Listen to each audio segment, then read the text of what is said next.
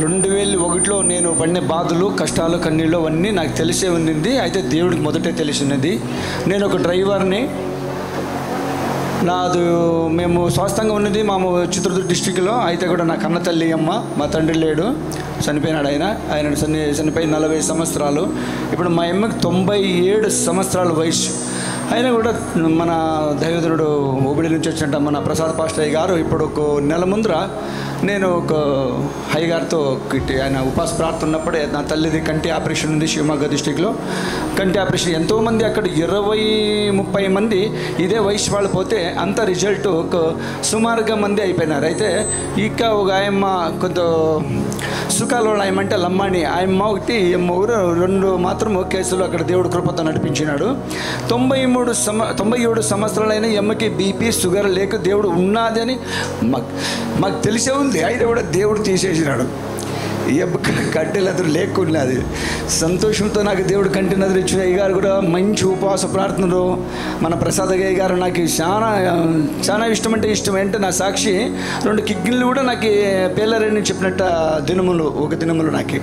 అయితే 15 సంవత్సరాల దాంట్లోనే నేను నెరళ్ళాను అనమాట. నాకు ఏది కాదులే. అయినా కూడా దేవుడిని నేను అంతగా నేను ఒప్పుకునేవాడిని కాదు, దేవుడిని అంతగా నేను మరుపడేవాడిని కాదు మొదట. ఇప్పుడు 2013 నుంచి దేవుడు నాకు కావాలని ఆయనకు మొరబడినప్పుడు నా దేవుడు నా సాక్షిగా నిలబెట్టి నేను చనిపోయినట్ల వాడిని కూడా హాస్పిటల్కి పోతే మా అమ్మ ఒక 3 లక్షల ఖర్చు పెట్టి ఒక స్థలం తీసుకుని ఇల్లు కట్టినప్పుడు అదే రోడ్డు పక్కన ఇల్లే 20 లక్షలకు బాడెట్ల ఇల్లుని నా కోసం నా తల్లి అమ్మేసింది. నా కొడుకు బతకాలి కదా అని తక్కువ రేట్లుగా మేము వైదేవి హాస్పిటల్లో బెంగళూరులో అడ్మిట్ చేసినా కూడా నేను బతకలేను అన్నట్లు తినమని నాకు తెలిసి వచ్చింది. ఆయన నన్ను దేవుడు సయ్యడు లేదు, దేవుని కృప.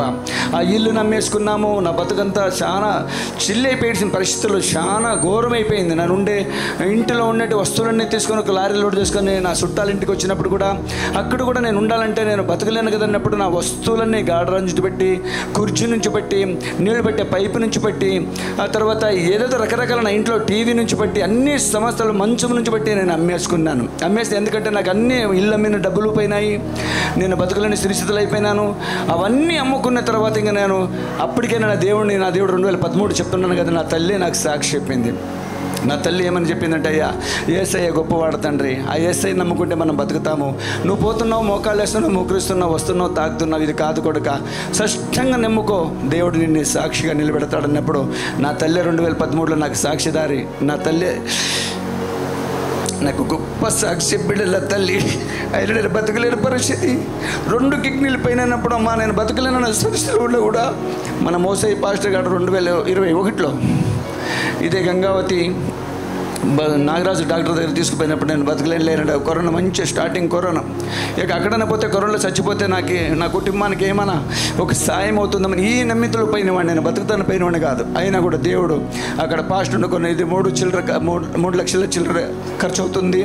మేము ఆయనకి హస్పాన్ కార్డు మీద, తర్వాత ఆధార్ కార్డు మీద మేము చేస్తాం. ఇంత ఖర్చు వస్తుంటే లాస్ట్గా దేవుడు అన్ని ఖర్చులలో తీసి 75,000లో నాకు ఒక కిగ్గిని తీసి నాకు ఒక కిగ్గిని ఉంచేటట్ల దేవుడు సాయం చేసినాడు. దేవుడు అవన్నీ ఇల్లులు అమ్ముకొని, ఆ ఇంట్లో సామాన్లన్నీ అమ్ముకొని నేను బయలుకి బీదికి వచ్చినప్పుడు నాకు దేవుడు కాపాడి మళ్ళీ తనంతే ఒక 2 ఇండ్లు నాకు సాయం చేసినాడు. ఒక్క టీవీ నమ్మితే 4 టీవీలు సాయం చేసినాడు. ఒక్క మంచం అమ్మితే నాకు 3 మంచాల సాయం చేసినాడు. ఒక్క ఇల్లు నమ్ముకుని వచ్చి 2 ఖాళీ స్థలములు కూడా నాకు సాయం చేసినాడు దేవుడు. నా భార్య కూడా కడుపు నొప్పి ఉండేది, ఎంతో ఘోరు బాధపడేది. అయినా కూడా ఆమెకు 6 వారాలకి సాక్షి, నా తల్లి చెప్పిన సాక్షికి, అమ్మ నువ్వు నడువు అన్నప్పుడు 6 వారాలకి సాక్షి ఇచ్చింది. అట్లా కడుపు నొప్పి ఎవరికి రారాదు. అటువంటి కడుపు నొప్పులు కూడా దేవుడు నన్ను కాపాడినాడు. ఈ అమ్మ వారం మేము అందరూ నా చుట్టాలు మేమంతా 21 మంది రక్షణ పొందినాం. 21 మంది లేడు, 19 మంది ఇక్కడే ఉన్నారు. వాళ్ళు లేచి నిలబడండి, దేవుని స్తోత్రం. అందరూ ఇడేకాల్లో దేవుడు మాకు ఎవరికి నా తల్లి దూరం నాకు సాక్షి చెప్పి నన్ను బతికించిన కూడా నా చుట్టుమూలు, నా కోడండ్లు, నా తమ్మండ్లు, నా మనమరాళ్ళు వీళ్ళందరూ రక్షణ పొందిండేవాళ్ళే. ఇంకా మిగతా వాళ్ళు కూడా ఉన్నారు, బయటకు ఉన్నారేమో. దేవుడు ఇంత మేలుగా చేసినాడు. నాకు స్థలం ఇచ్చినాడు, ఇల్లునిచ్చినాడు, వాహనం ఇచ్చినాడు, బైక్ ఇచ్చినాడు, భాగ్యం ఇచ్చినాడు, దాని ముందైనా నాకు ప్రాణం ఇచ్చినాడు దేవుడు యేసయ్య. 2013లో మా అమ్మ చెప్పించిన సాక్షికి నేను బతికిండేవాడిని. నేను ఈ సాక్షి వలన నా కొడుకు బతికితే మేమందరూ, మా తల్లి గొప్ప తాగుబోతురాలు, పొద్దున మధ్యాహ్నం మాప్సారి. కొడుక నువ్వు బతికినప్పుడు నాకు ఇవన్నీ అలవాట్లు వద్దని చెప్పి నా తల్లే మొదటి ఇడిచింది. ఆ తల్లి ఇడిచినప్పుడు నేను ఎంతో తాగబోతుగాని నేను కూడా దేవుడు అయ్యా నాకు వద్దని చెప్పి బీడీ సిగరెట్ తాగుతానమని ఇడిచిపెట్టేసి నా ఉండే మనం బిడ్డలకి నాకు చుట్టాలకి, నా భార్యకి, నా మనం కొడుకులకి, తమ్ముళ్ళకి, కోడళ్ళకి అందరికీ నా అన్న బతికినాడు కదా, మా మామ బతికినాడు కదా అనేట్టు విశ్వాసంతో అందరూ రక్షణ పొందినారు. దేవుని కృప. హల్లెలూయా.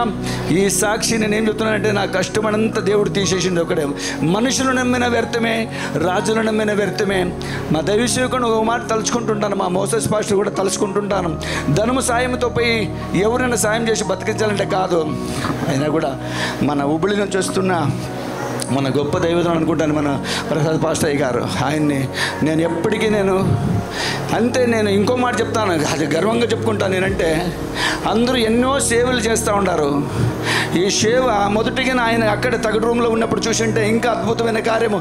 ఇట్లా ఆలైన కట్టిస్తున్నామో అనుకుంటాను. దేవుని స్తోత్రం. ఆయన్ని ఇట్లా ఆలైన కట్టిస్తుండే. నిజమైన మాట ఇది సత్యమైన మాట. ఇది మా గాలి వానకి ఆ చెమటికి మేము కారలేక మా పరిస్థితులు ఉన్నప్పుడు దేవుడు మాకు గొప్ప కార్యం నడిపించి ఈ సుందరమైన ఆలయ మాకు దయచేసినాడు.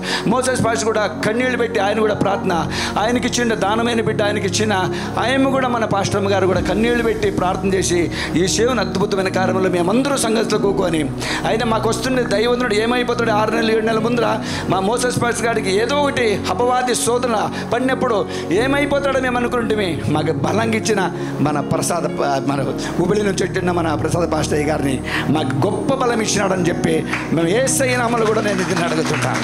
ఆయన కొరకై ఎంత చెప్పుకున్నా నాకు చాలదు అనుకుంటాను. నేను దేవుడు చేసిన మేలులు ఆయన కూడా మాకు ఇక్కడ చేసినాడు. ఎన్నెన్నో వస్తువులు ఒక దగ్గర సేవలు చేస్తారు కానీ నాకుకుంటూ చేస్తుంటారు, నాకిపోతారు వాళ్ళు. అయినా మా సేవకుడు ఇప్పుడు ఉబిలి నుంచి వస్తుండేవాడు. ఏం చేయాలి దీనికి, ఈ మందిరానికి ఏం పెట్టాలి దీనికి అనేటది కూడా ఆయన హృదయంతో సత్యంగా నేను మాట చెప్తాను. ఇక్కడ చేస్తున్నాము, మేము కళ్ళారు చూస్తూ ఉన్నాము. ఈ సభ్యులు కూడా 3 దినాలు దేవుడు అద్భుతమైన గారు నడపాలని చెప్పి ఈ చిన్న సాక్షి దేవుడు దీవించిన గాక అని అడిగి దేవుడు ముందు చెప్పుకుంటున్నాను. గట్టిగా చప్పట్లు ఇంకోసారి. ధన్యవాదాలు. దావీదన్న గారి కుటుంబం అందరూ నిలబడి ఉన్నారు కదా.